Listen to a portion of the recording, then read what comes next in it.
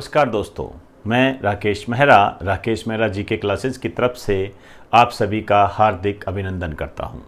दोस्तों, आज इस YouTube चैनल पर हम महिला व बाल विकास के पार्ट 2 पर चर्चा करने जा रहे हैं।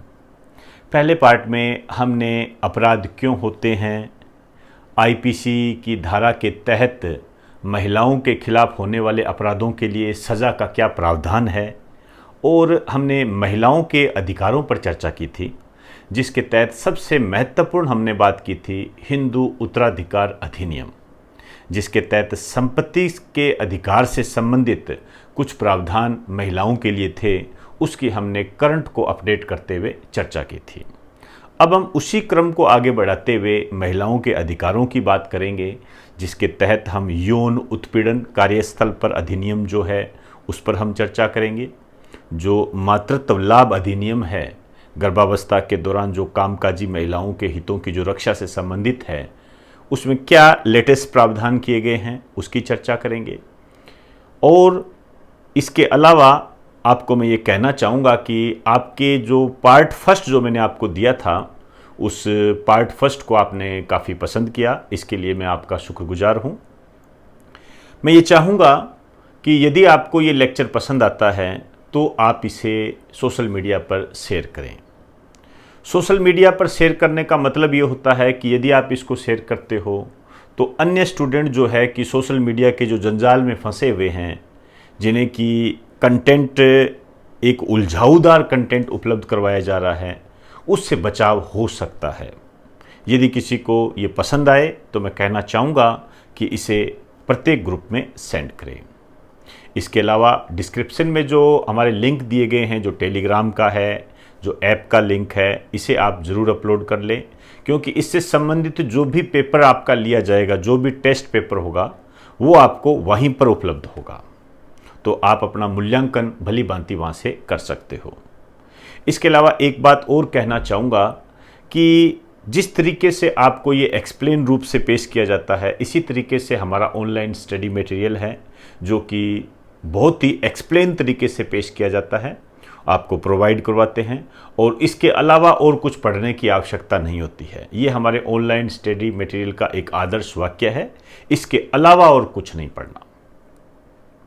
ये एक पेड कोर्सेज होता है जो आपको ऐप के माध्यम से उपलब्ध होता है, और ये जो ऐप का लिंक है ये मैंने आपको पहले ही बता दिया कि डिस्क्रिप्शन में दिया जा चुका है। तो इन सूचनाओं के बाद में अब मैं महिलाओं के अधिकार पर चर्चा करने जा रहा हूं। इससे पहले हमने 7 अधिकार किए थे। बेसिक अधिकारों के बाद में हमने जो मेन अधिकार की बात की थी, जो 7वां पॉइंट हमारा था संपत्ति का अधिकार। संपत्ति का जो अधिकार था, उसके तहत हमने हिंदू उत्तराधिकार अधिनियम, उसको करंट से जोड़कर पढ़ा था। अब उसी दिशा में 8वां पॉइंट लिखिए। जो 8वां अधिकार है महिलाओं का, वो लिखिए। वो क्या है? मातृत्व लाभ अधिनियम, मैटरनिटी प्रॉफिट एक्ट 1961। मातृत्व शब्द मतलब आ गया तो इसका मतलब माता आ गई। माता आ गई मतलब गर्भवती महिला के आप हितों की रक्षा से संबंधित है। कोई भी महिला जो गर्भवती होती है और वो कामकाजी है, तो उसके रोजगार की रक्षा इसके माध्यम से की गई थी। और सबसे पहले जो ये बना था, ये 1961 में बना था। एक लाइन लिखिए, इसके तहत कामकाजी मतलब जो रोजगार में है, कामकाजी रोजगार में है और गर्भवती है महिला के हितों की रक्षा का प्रावधान है। तो इसके हितों की रक्षा करता है। आपको यहां पर सबसे महत्वपूर्ण बात जो ध्यान रखनी है, जो आपके क्वेश्चन आ सकता है, वो क्वेश्चन ये है कि मातृत्व लाभ से संबंधित एक्ट सबसे पहले कब बना था? सबसे पहले 1961 में बना था। ये ध्यान रखना आप। और इसमें नित्य नए संशोधन होते गए। जो लेटेस्ट संशोधन हुआ है हम केवल उसकी बात करेंगे और आपने उसी का ही ध्यान रखना है। ये हुआ है 2017 में, और आप जगह जगह पढ़ भी रहे होंगे। एक आपको इस टाइप का एक्ट मिलेगा, मातृत्व लाभ संशोधन अमेंडमेंट अधिनियम 2017, ये आपको मिलेगा।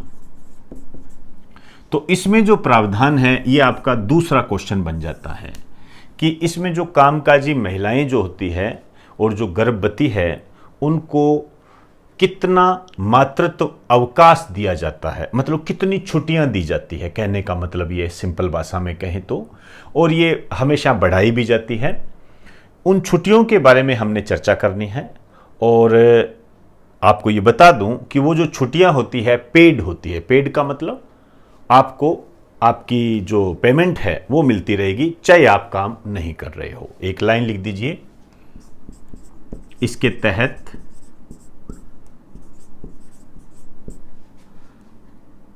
कामकाजी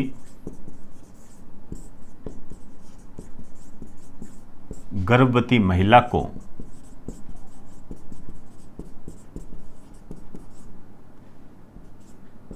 मातृत्व अवकाश, मैटरनिटी लीव बोलते हैं इसको, अवकाश दिया जा रहा है, मातृत्व अवकाश दिया जा रहा है, छुट्टी दी जा रही है, मैटरनिटी लीव दी जा रही है। एक तो आपने ये ध्यान रखनी है कि ये जो मातृत्व अवकाश है ये पेड है। पेड है इसका मतलब क्या निकलता है, वेतन मिलेगा। छुट्टी है लेकिन वेतन मिलेगा। और कितना है ये थोड़ा ज्यादा इंपॉर्टेंट है, ध्यान रखना। 12 से 26 सप्ताह, 12 से 26 सप्ताह का मातृत्व अवकाश दिया जा रहा है, ये आप ध्यान रखें। तो मातृत्व लाभ अधिनियम से संबंधित दो बातें आपने ध्यान रखनी है। 1961 में पहली बार बना था और 2017 में इसके संशोधन के तहत ये 12 से 26 सप्ताह इसका ये जो अवधि है ये रखी गई है। 12 से 26 सप्ताह, ध्यान रखें, ये इंपॉर्टेंट है आपके लिए। तो एक बार आप इसे राइट डाउन कर दीजिए।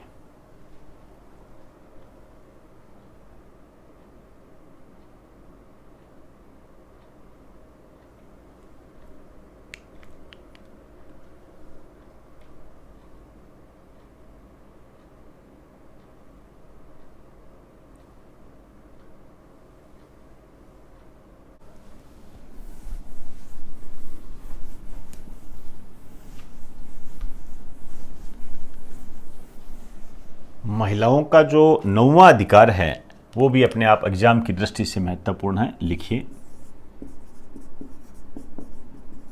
कार्यस्थल पर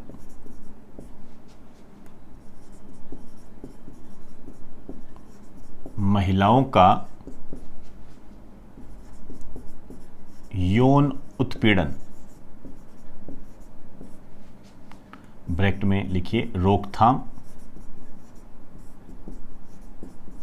निषेध व निवारण अधिनियम 2013। देखिए, यहां जो मैं आपको बता रहा हूं आपने तैयार कैसे करना है, मैंने पहले ही कहा था, पहले पार्ट में आपको कहा था कि इसमें ज़्यादा लो में घुसने की आवश्यकता नहीं है। ध्यान रखें, मेरे सिंपल भाषा में कहूं तो ज़्यादा वकील बनने की जरूरत नहीं है इसके अंदर। आपको एग्जाम की दृष्टि से तैयारी करनी है, ध्यान रखना।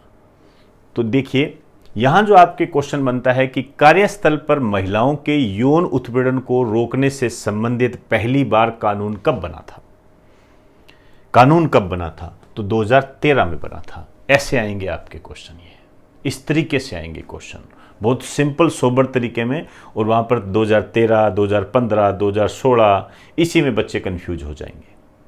तो आपने बहुत ही जो बेसिक पॉइंट है उसको आधार बनाना है। क्लियर? ध्यान रखें। अब इसमें क्या बात कही गई है और कौन कौन शामिल है, इसमें लिखिए, इसके तहत कार्यस्थल पर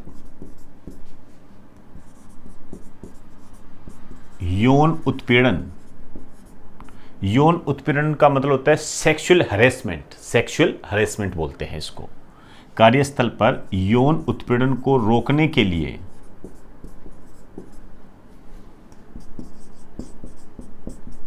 नियोक्ता को जिम्मेदार बताया गया है, जिम्मेदार बताया। ये भी अपने आप में एक महत्वपूर्ण बात है कि कार्यस्थल पर यौन उत्पीड़न को रोकने के लिए जिम्मेदार कौन है, रेस्पॉन्सिबल कौन है। कार्यस्थल पर जो सेक्सुअल हरेसमेंट होता है उसके लिए रेस्पॉन्सिबल किसको बताया गया है, नियोक्ता को बताया गया है। ध्यान से समझिए इसको, नियोक्ता को बताया गया है। अब नियोक्ता क्या है, आपको ऐसा लगेगा बहुत बड़ा सा शब्द है, ऐसा नहीं है। शब्द को तोड़ के देख दो। नियोक्ता, नियोक्ता मतलब नियुक्ति, नियुक्ति देने वाला। जो आपको नियुक्ति देता है वो जिम्मेदार है, नियुक्ति देने वाला, इसको कहते हैं नियोक्ता। क्लियर। अब बात करते हैं यह किस पर लागू होता है, कौन कौन सी संस्थाएं, कौन कौन से कार्यस्थल इसके दायरे में आते हैं।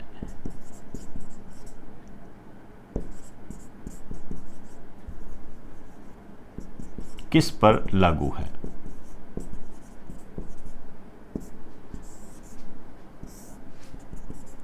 सरकारी गवर्नमेंट संस्थाएं जो भी होती है, निजी प्राइवेट संस्थाएं जितनी भी होती है, एनजीओ, व असंगठित क्षेत्रों पर लागू होता है। मेरे कहने का मतलब है इसमें सब आ जाते हैं। अब देखिए यह एक्ट लगभग सभी पर लागू है, आपके सामने है सारी चीज़ें।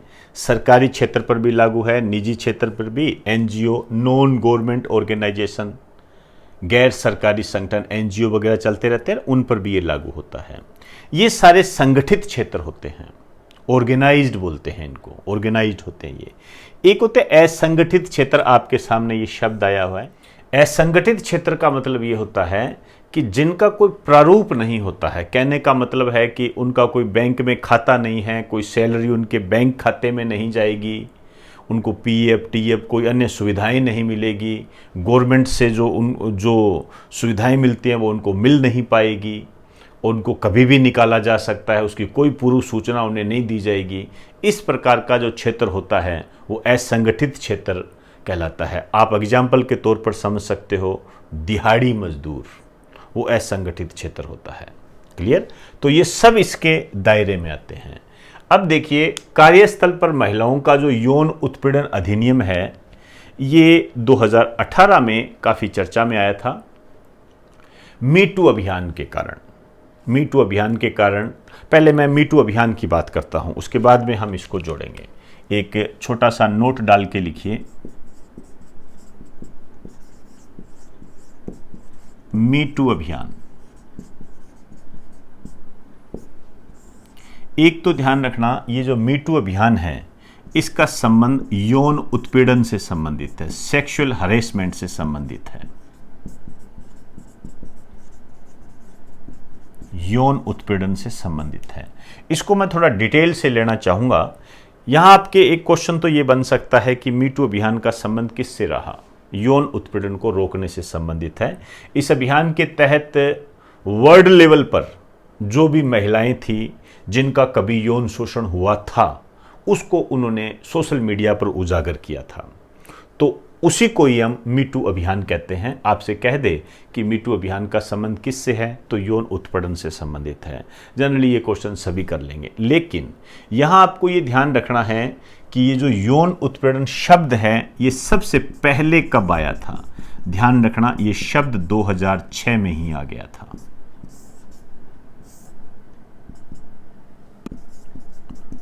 तराका बर्क के द्वारा, तराका बर्क ने 2006 में ही ये शब्द दे दिया था।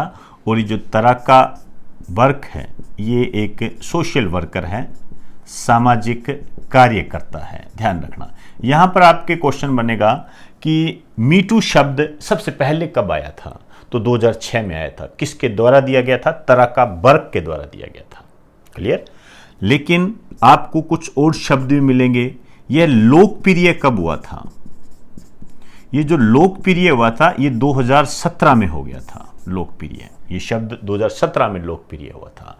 मतलब ज्यादा चर्चा में कब आया, कैसे आया? ये एलिसा मिलानो के द्वारा, इसने इसे लोकप्रिय बनाया। ये जो एलिसा मिलानो है ये अमेरिकी अभिनेत्री है, अमेरिका की एक अभिनेत्री है, ये आर्टिस्ट है, ये एक्ट्रेस वो कहते हैं इसको। एलिसा मिलानो के द्वारा ये लाया गया। इसने वर्ल्ड लेवल पर महिलाओं को इस अभियान के लिए ट्वीट करने के लिए कहा था, तब ये काफी चर्चा में आया था। और अब यदि आपसे ये क्वेश्चन पूछ रही तो शब्दों कहा गया। यदि आपसे ये कह दे कि मीटू अभियान जो है ये प्रारंभ कब हुआ था, मीटू अभियान प्रारंभ कब हुआ था, इसकी बात करनी है, ध्यान रखना। ये हुआ था अक्टूबर 2017 में। एक हॉलीवुड के निर्माता थे, उनके खिलाफ यौन उत्पीड़न का मामला लगा था। लिखिए,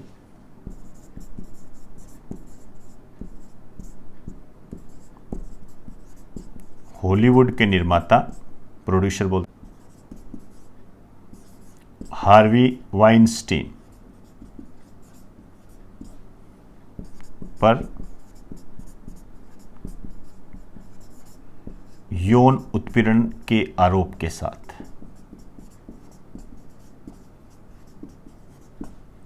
हॉलीवुड के जो निर्माता थे हार्वी वाइनस्टीन, इन पर यौन उत्पीड़न का मामला लगा था। वहां से इसका प्रारंभ माना जाता है। उसके बाद ये पूरे वर्ल्ड में फैला, और वर्ल्ड में यदि हम बात करें भारत में ये पुरजोर बढ़ा। भारत में जैसे आलोकनाथ है, इस पर यौन उत्पीड़न का आरोप लगा। तनुश्री दत्ता ने नाना पाटेकर पर लगाया। चेतन भक्त भी इसके दायरे में आए। वो एक लंबी लिस्ट है, उस पर जाने की आपको कोई आवश्यकता नहीं है। आपने सिर्फ इतना ध्यान रखना है, इस मीटू अभियान के कारण 2018 में सरकार भी चेती, और सरकार ने इसके लिए एक ग्रुप ऑफ मिनिस्टर, मंत्रियों का समूह, जीओपी का गठन किया। ये लाइन लिखिए, स्टार डाल के लिखिए। भारत सरकार ने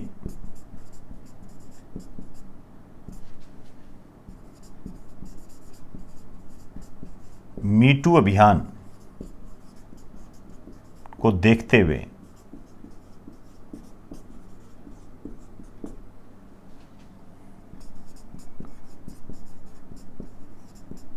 महिलाओं के यौन उत्पीड़न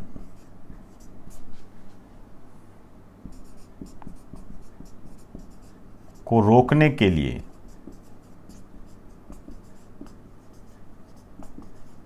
कानून को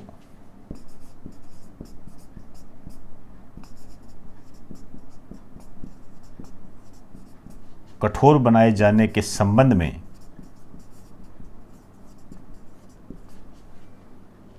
GOP, GoM,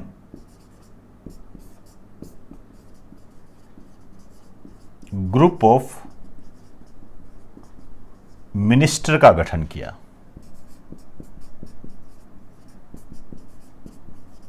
group of minister का गठन किया। ये 2018 में किया था। यहां ये बात ध्यान रखना, ये जो ग्रुप ऑफ मिनिस्टर है इसका जो अध्यक्ष है गृह मंत्री, होम मिनिस्टर। कहने का मतलब है, आपके यहाँ क्वेश्चन बन जाता है कि महिलाओं के जो यौन उत्पीड़न को रोकने के लिए कानून को कठोर बनाने की दिशा में जो मंत्रियों का संगठन जीओपी, ग्रुप जीओएम है, ये जीओपी नहीं है, ग्रुप ऑफ मिनिस्टर, उसका जो गठन किया गया था उसकी अध्यक्षता किसने की थी? तो गृह मंत्री ने की थी। ध्यान रखना, यहां गृह मंत्री इंपॉर्टेंट है, नाम इंपॉर्टेंट नहीं होता है। क्लियर? अब इसी दिशा में जब हम चलते गए तो मीटू अभियान में जो भी महिलाएं थी जिन्होंने अपने यौन यौन उत्पीड़न को उजागर किया था, उनको एक नाम दिया गया था द साइलेंट ब्रेकर्स। और द साइलेंट ब्रेकर्स को टाइम पत्रिका ने, जो अमेरिका की एक पत्रिका है, उसने पर्सन ऑफ द ईयर घोषित किया था 2017 में। तो आप एक लाइन लिखिए,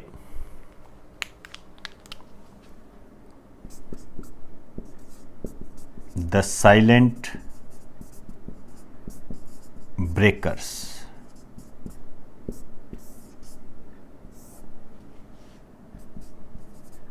इसे वर्ष 2017 में टाइम पत्रिका ने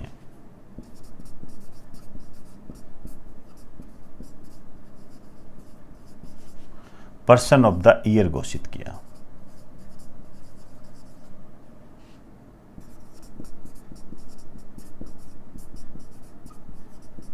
पर्सन ऑफ द ईयर घोषित किया था। टाइम पत्रिका अमेरिका की पत्रिका है, ध्यान रखना। ये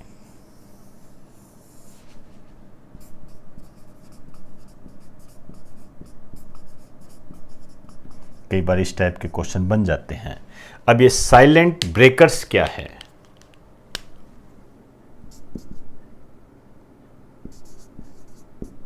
वह समूह या वह महिलाओं का समूह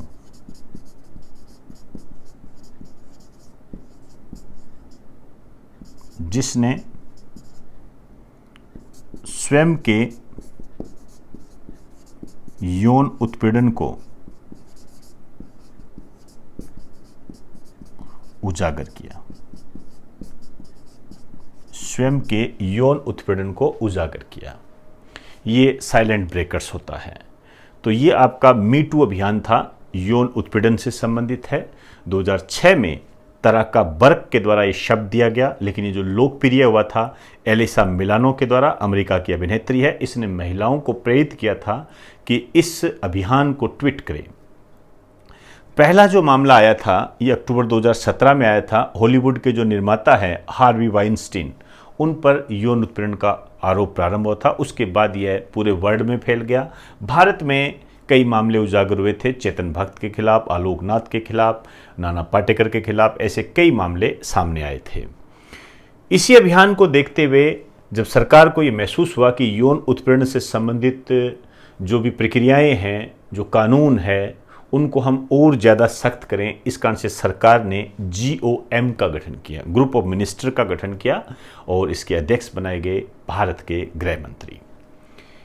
इस सारे प्रक्रम को देखते हुए अमेरिका की जो टाइम पत्रिका है, वो आप जानते हो कि पर्सन ऑफ द ईयर घोषित करती है प्रति वर्ष। उसी वर्ष उसने 2017 में साइलेंट ब्रेकर्स, इसको वर्ष 2017 का पर्सन ऑफ द ईयर घोषित किया। और साइलेंट ब्रेकर्स क्या होता है? ऐसा महिलाओं का एक संगठन नहीं कहेंगे, ग्रुप कहेंगे, समूह, जिसने अपने साथ हुए यौन शोषण को, यौन उत्पीड़न को उजागर किया। तो क्लियर? तो एक बार आप इसे राइट डाउन कर दीजिए।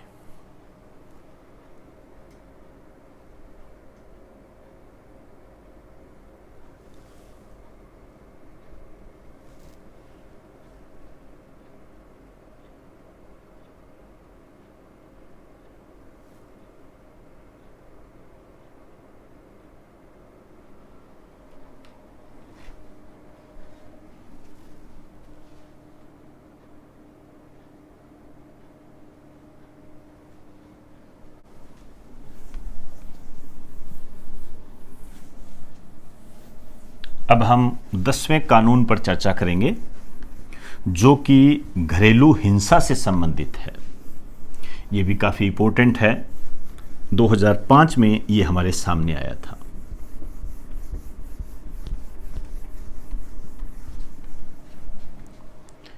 लिखिए,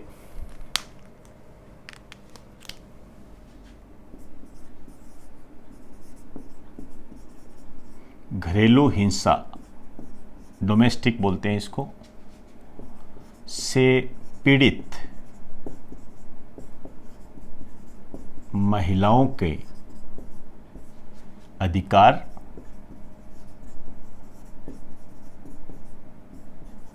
व संरक्षण अधिनियम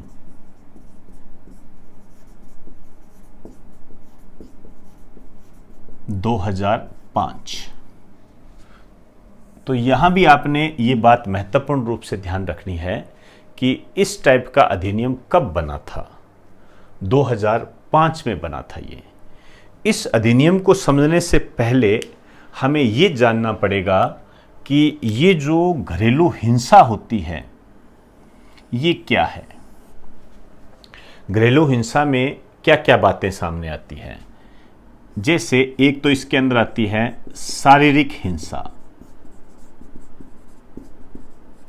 शारीरिक हिंसा मतलब आप ये कह सकते हो जैसे मारपीट,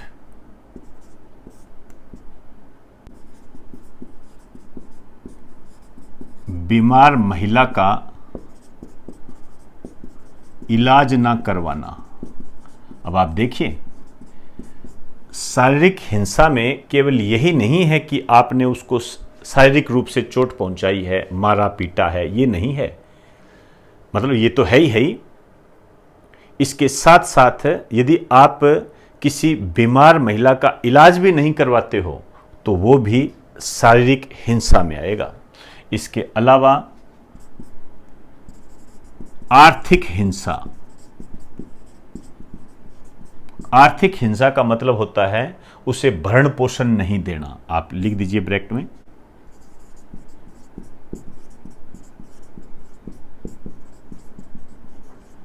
भरण पोषण की सुविधा ना देना।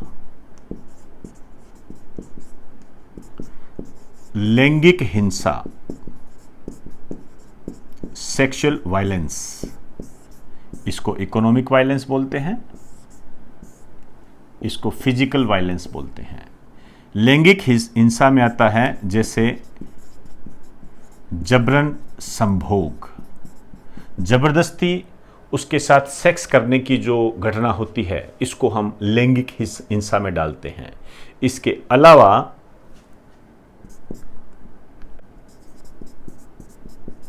मौखिक व भावनात्मक हिंसा, ये भी एक प्रकार से घरेलू हिंसा के तहत आता है। मौखिक और भावनात्मक हिंसा क्या होती है? महिला का अपमान करना और गाली गलौज करना उसके साथ में, ये मौखिक और भावनात्मक हिंसा आती है।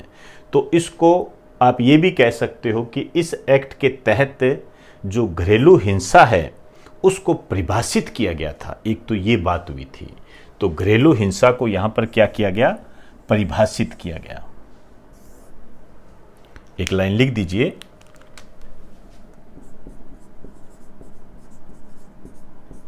इसके तहत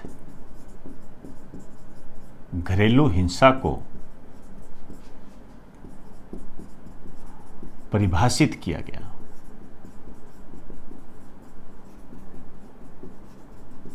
अब इसमें और क्या क्या बातें आई? पीड़ित महिला को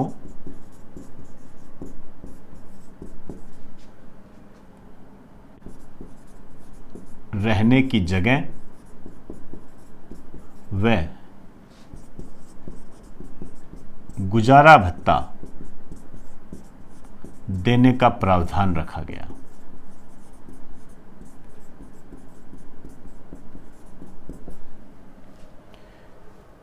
गुजारा भत्ता देने का प्रावधान रखा गया। अब देखिए होता क्या था कि ये एक नया प्रावधान इसके तहत जुड़ा भी, गुजारा भत्ता आपको देना पड़ेगा, रहने की जगह देनी पड़ेगी। इसी कारण से क्या है, महिलाएं क्या करती थी, अपने साथ जो भी हिंसा होती थी उसको उजागर करती नहीं थी।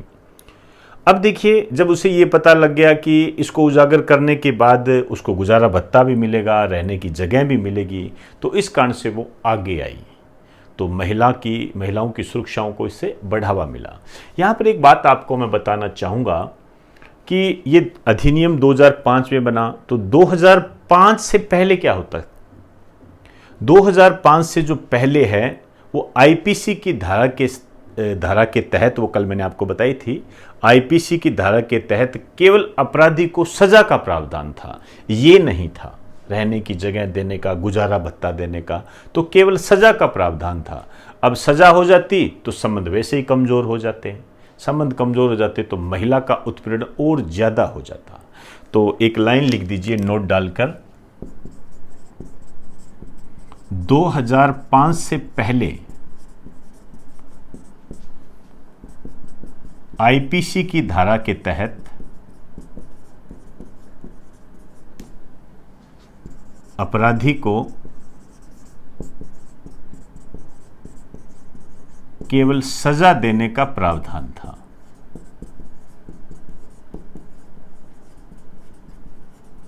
ये आप ध्यान रखें। क्लियर? अब इसमें सभी प्रकार की महिलाएं आ गई, कोई भी महिला है सब आ गई इसके अंदर, तो ये सभी प्रकार की महिलाओं के लिए लागू है।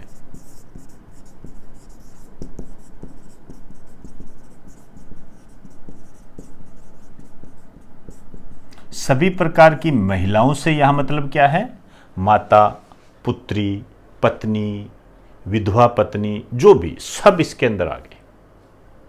यहां पर एक जो नई बात सामने आई वो ये बात आई कि जो लिव इन रिलेशनशिप में रहते हैं वो महिला भी इस अधिनियम के आधार पर अपना सम्मान प्राप्त कर सकती है। एक लाइन लिख दीजिए,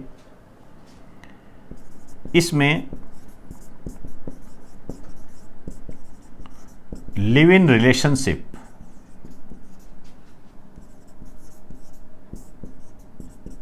में रहने वाली महिलाएं भी शामिल है, मतलब उनको भी ये अधिकार प्राप्त है।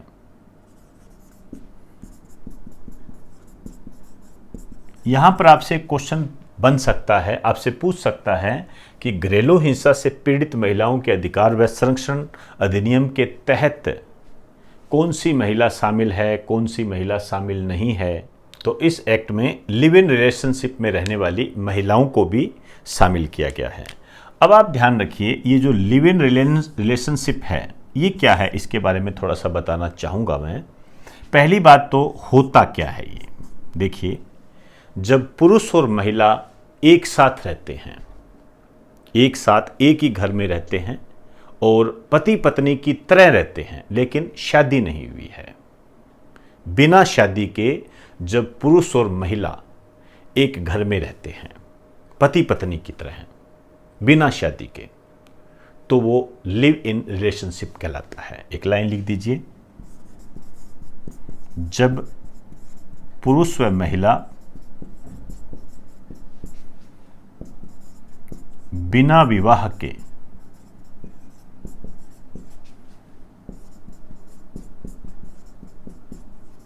पति पत्नी की तरह रहते हैं, तो इसे हम क्या कहते हैं? लिव इन रिलेशनशिप बोलते हैं। बिना विवाह के पति पत्नी की तरह रहते हैं तो लिव इन रिलेशनशिप हो गया। यहां पर एक बात ध्यान रखना, कुछ बातें हैं जो आपने गौर करनी है। जैसे यहां पर जो एज है वो वही होनी चाहिए, मेल की 21 वर्ष और फीमेल की 18 वर्ष, ये होनी बहुत आवश्यक है, ध्यान रखना। हालांकि आपको मैं बता दूं, अभी आप अखबार के टच में भी रहे होंगे कि महिलाओं की विवाह की उम्र को बढ़ाने से संबंधित बातचीत चल रही है। हो सकता है आने वाले समय में महिलाओं की विवाह की जो आयु है उसको बढ़ा दिया जाए, ठीक है ना। अभी बातें चल रही है, अभी बढ़ाया नहीं गया है, ध्यान रखना, आप बढ़ा मत देना। तो ये आयु होनी जरूरी है, इससे कम उम्र के लिए वो अवैध होगा। फिर दूसरी बात, महिला को पुरुष की संपत्ति में अधिकार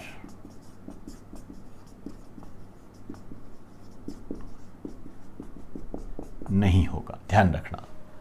मतलब इस तरीके से जो लिव इन रिलेशनशिप में जो ये लोग रहते हैं उसमें जो महिला होती है उसको पुरुष की संपत्ति में अधिकार नहीं होगा। हालांकि देखिए विवाह के बाद पत्नी को होता है, लेकिन इसमें नहीं होगा। लेकिन इनसे जो बच्चा पैदा होगा, इनसे जो संतान पैदा होगी, उसको अधिकार होता है। इनसे उत्पन्न बच्चे को अधिकार होता है, मतलब उसको जो पुरुष है उसकी संपत्ति में अधिकार होता है। आप इसको ब्रैकेट में लिख दीजिए। बच्चे को ये अधिकार होता है। अब मैं बात करना चाहूँगा, क्या भारत में इसे मान्यता है? बिल्कुल, भारत में इसे मान्यता है। सुप्रीम कोर्ट ने इसे 2013 में वैध ठहराया था, लीगल ठहराया था। एक लाइन लिख दीजिए, सुप्रीम कोर्ट ने 2013 में इसे वैध ठहराया है। भारत में ये मान्यता प्राप्त है, ध्यान रखना। क्लियर? तो एक बार आप इसे राइट डाउन कर दीजिए। लिव इन रिलेशनशिप, घरेलू हिंसा में क्या क्या बातें आती है और इसके तहत ये जो एक्ट है ये कब बना था, ये क्वेश्चन आपके लिए इंपॉर्टेंट होते हैं। तो एक बार आप इसे राइट डाउन कर दीजिए।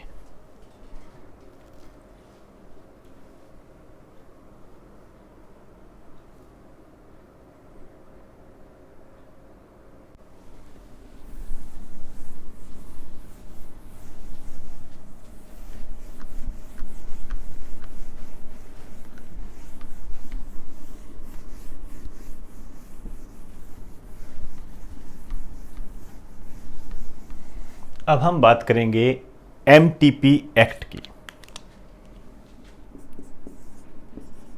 एमटीपी एक्ट 1971, आपने 1971 का ध्यान रखना है, ध्यान रखना। एमटीपी एक्ट क्या पूरा नाम होता है? मेडिकल टर्मिनेशन ऑफ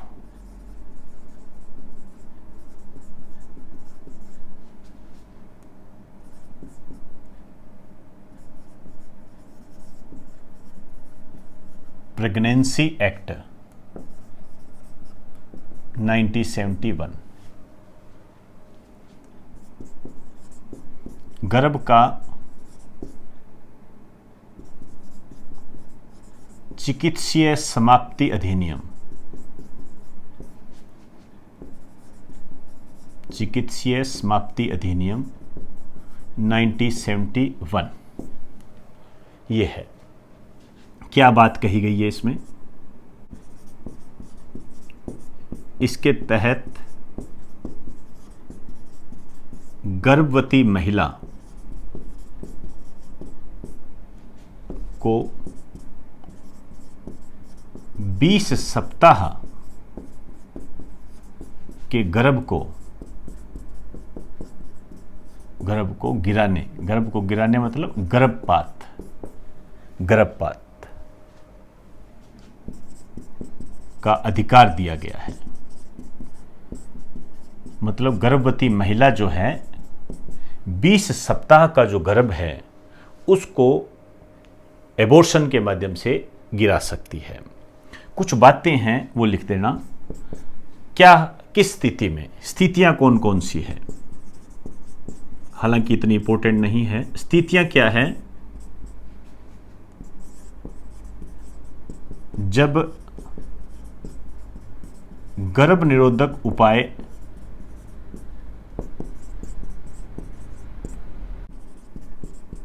विफल हो जाए, जो भी गर्भ निरोधक उपाय जो अपनाए जाते हैं वो विफल हो जाए, जैसे कोपर्टी हो गया, वो विफल हो जाए, तो वो स्थिति भी गर्भपात का एक कारण बन सकती है। दूसरा,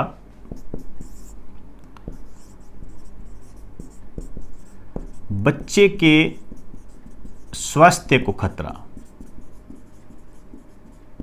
बच्चे के स्वास्थ्य को खतरे का मतलब यह है कि बच्चा मानसिक रूप से यदि अस्वस्थ हो, आप कह सकते हो यदि बच्चा मानसिक व शारीरिक रूप से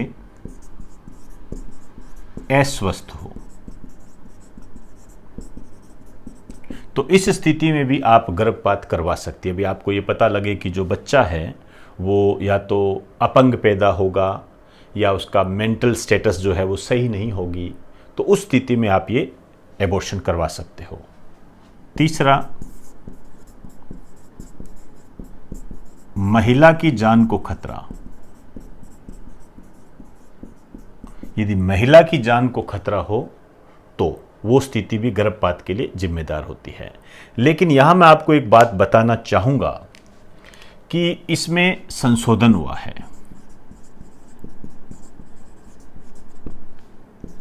MTP संशोधन एक्ट 2020, ध्यान रखना 2020, अभी वह फरवरी 2020 की बात है ये। इसमें क्या किया गया है, इसमें गर्भपात एबॉर्शन की अवधि को 20 सप्ताह से बढ़ाकर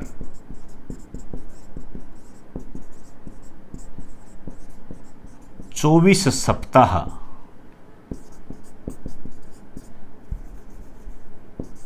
कर दिया है। 20 सप्ताह से बढ़ाकर इसको 24 सप्ताह कर दिया है। ये इंपॉर्टेंट है आपके लिए, ध्यान रखें। तो अब लेटेस्ट में कितनी अवधि है, 24 सप्ताह है, 24 वीक है। पहले कितनी थी, 20 वीक थी। तो मैं यहाँ जो क्लास के स्टूडेंट है, जो साइंस में भी ये चैप्टर मैं करवाता हूँ आपको, तब मैंने वहाँ आपको 20 सप्ताह करवा रखा है। हालांकि मैंने करंट जीके में भी इसको अपडेट करवा दिया था, लेकिन यहाँ मैं फिर सजेस्ट करना चाहूँगा कि जो ऑनलाइन स्टडी मटेरियल के बच्चे हैं या जो ऑफलाइन जो साइंस पढ़ चुके हैं, उनमें जब मैं ये MTP एक्ट के बारे में बताता हूँ तो वहाँ मैंने जो 20 सप्ताह कर रखे हैं उसके स्थान पर अब आप 24 सप्ताह कर दीजिए, या इसको इस तरीके से अपडेट कर दीजिए। संशोधन के तहत भी 2020 में इसमें संशोधन के तहत 20 सप्ताह से बढ़ाकर 24 सप्ताह कर दिया गया है। इससे आपके नोट्स अपडेटेड और सिस्टमेटिक हो जाएंगे। क्लियर? तो एक बार आप इसे राइट डाउन कीजिए।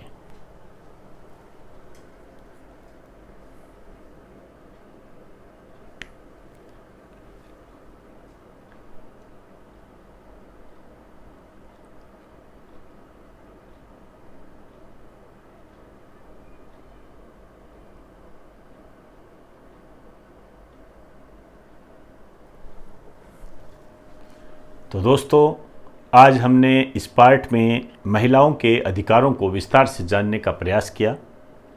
इसके अगले पार्ट में हम इस टॉपिक से संबंधित अन्य चर्चा करेंगे। और ये मैं आपको बता दूं, इसमें कई पार्ट आएंगे और नए अपडेशन के साथ आएंगे। इस कारण से संयम बनाए रखें। जैसे कई बच्चे पूछते हैं कि कितने पार्ट आएंगे, इसको एक बार चलने दीजिए और आपको मैं इस तरीके से इसको एक्सप्लेन रूप से पेश करवाऊंगा, इस तरीके से आपको प्रोवाइड करवाऊंगा कि जब ये समाप्त होगा तो आपको मैं ये कहूँगा कि इसके अलावा और कुछ नहीं पढ़ना है।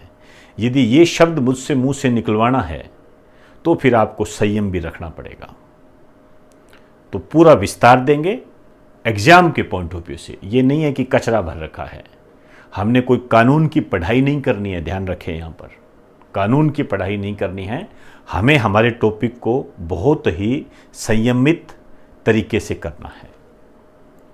तो दोस्तों, यदि आपको ये लेक्चर पसंद आया हो तो आप इसे प्रत्येक स्टूडेंट को शेयर करें, और ये हर एग्जाम के लिए उपयोगी है, ध्यान रखना।